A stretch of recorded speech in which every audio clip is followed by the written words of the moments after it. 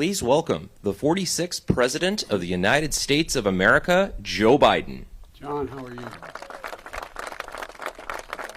Please, sit down.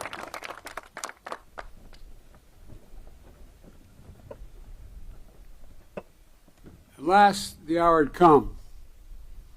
Dawn, 6th of June, 1944. The wind was pounding as it is today, and always has against these cliffs. 225 American Rangers arrived by ship, jumped into the waves, and stormed the beach. All they could see was the outline of the shore and the enormity of these cliffs. And I'd like to look, I know I'll get in trouble with the Secret Service if I go to the edge and look over, but think of those cliffs as my host just showed me. That's what we're standing on top of. All they could hear was the crack of bullets hitting ships, sand, rocks, hitting everything. All they knew was time was of the essence. They had only 30 minutes to eliminate the Nazi guns high on this cliff. Guns that could halt the Allied invasion before it even began. But these were American Rangers. They were ready. They ran toward the cliffs and mines planted on the beach by Field Marshal Rommel exploded around them, but still they kept coming. Gunfire rained above them, but still they kept coming.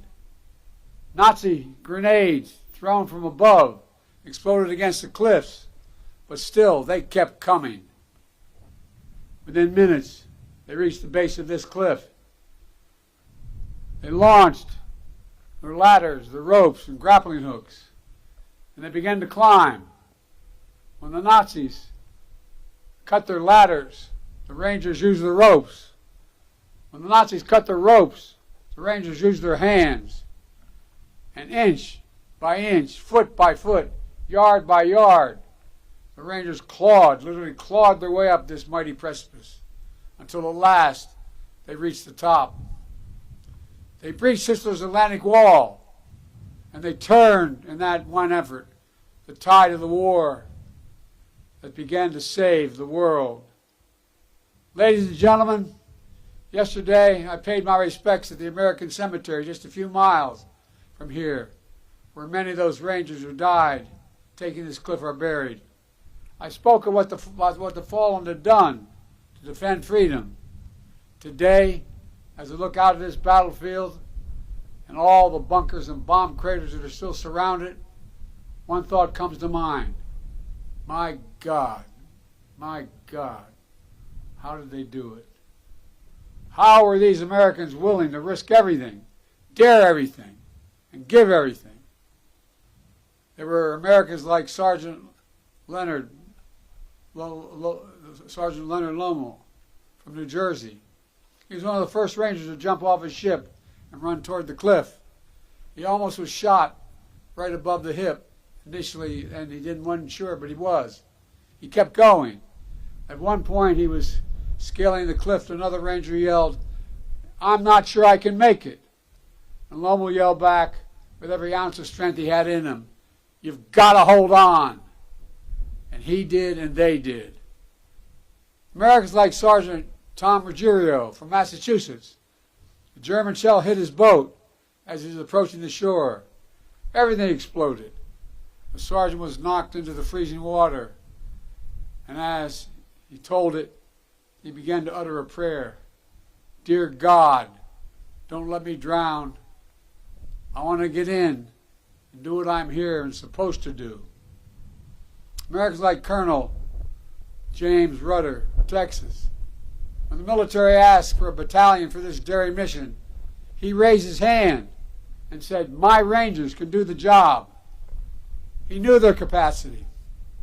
He knew the strength of their character. A few days after they scaled this cliff, he wrote a condolence letter to a mother of one of the Rangers who gave his life here. And that letter said, "A country must be great to call for the sacrifice of such men. A country must be great to call for the sacrifice of such men." And Americans like John Wardell from New Jersey. John is here. John We love you, man. Thank you for all you've done.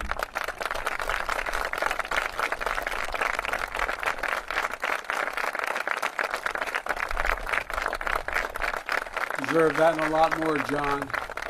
Just 18 years old, he deployed to this cliff to replace the surviving Rangers on that D-Day invasion.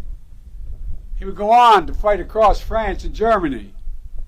In early December 1944, during one of those battles, shrapnel pierced his skull. But by Christmas, he was back fighting with his unit. And here's what he said about what the notes he kept at that time. He said, knowing that my buddies and I always looked out for one another. That's why he came back. That's why he fought so hard to get back. He always looked out, and his buddies looked out for one another. When we talk about democracy, American democracy, we often talk about the ideals of life, liberty, pursuit of happiness. What we don't talk about is how hard it is. How many ways we're asked to walk away, how many instincts are to walk away. The most natural instinct is to walk away, to be selfish, to force our will upon others, to seize power, never give up. American democracy asks the hardest of things, to believe that we're part of something bigger than ourselves. So democracy begins with each of us. It begins when one person decides there's something more important than themselves. When they decide the person they're serving alongside of is someone to look after. When they decide the mission matters more than their life. When they decide that their country matters more than they do. That's what the Rangers at Point du Hoc did. That's what they decided. That's what every soldier and every Marine who stormed this beaches decided. A feared dictator had conquered a continent, had finally met his match. Because of them, the war turned. They stood against Hitler's aggression. Does anyone doubt that they would want America to stand up against Putin's aggression here in Europe today? They stormed the beaches alongside our allies. Does anyone believe these Rangers would want America to go it alone today? They fought to vanquish a hateful ideology in the 30s and 40s. Does anyone doubt they wouldn't move heaven and earth to vanquish hateful ideologies of today? These Rangers put mission and country above themselves. Does anyone believe they would exact any less from every American today? These Rangers remembered with reverence those who gave their lives in battle. Could they or anyone ever imagine that America would do the same, wouldn't do the same? They believed America was a beacon to the world. I'm certain they believed that it would be that way forever. You know, we stand today, where we stand was not sacred ground on June the 5th. But that's what it became on June the 6th. The Rangers who scaled this cliff didn't know they would change the world, but they did.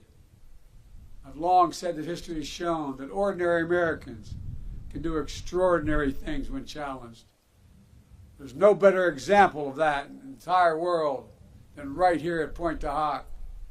Rangers from farms and cities in every part of America, from homes that didn't know wealth and power. They came to a shoreline that none of them would have picked out on a map. They came to a country many of them had never seen, for a people they had never met. But they came. They did their job. They fulfilled their mission. And they did their duty. They were part of something greater than themselves. They were Americans. I stand here today as the first president to come to Pointe du Hoc when none of those 225 brave men who scaled this cliff on D-Day are still alive. None. But I'm here to tell you that with them gone, the wind we hear coming off this ocean will not fade. It will grow louder as we gather here today. It's not just to honor those who showed such remarkable bravery on that day, June 6, 1944. It's to listen to the echoes of their voices, to hear them, because they are summoning us, and they're summoning us now. They ask us, what will we do? They're not asking us to scale these cliffs, but they're asking us to stay true to what America stands for. They're not asking us to give or risk our lives, but they are asking us to care for others in our country more than ourselves. They're not asking us to do their job. They're asking us to do our job, to protect freedom in our time, to defend democracy, to stand up aggression abroad and at home, to be part of something bigger than ourselves. My fellow Americans, I refuse to believe, I simply refuse to believe that America's greatness is a thing of the past. I still believe there's nothing beyond our capacity in America when we act together. We're the fortunate heirs of the legacy of these heroes, those who scale the cliffs of Pointe du Hoc. We must also be the keepers of their mission, the keepers of their mission, the bearers of the flame of freedom that they kept burning bright. That is the truest testimonial to their lives. Our actions every day to ensure that our democracy endures and the soul of our nation endures. To come here simply to remember the ghosts of Pointe du Hoc isn't enough. We need to hear them. We have to listen to them. We need to listen to what they had. We need to make a solemn vow to never let them down. God bless the fallen. God bless the brave men who scaled these cliffs. May God protect our troops. God bless America.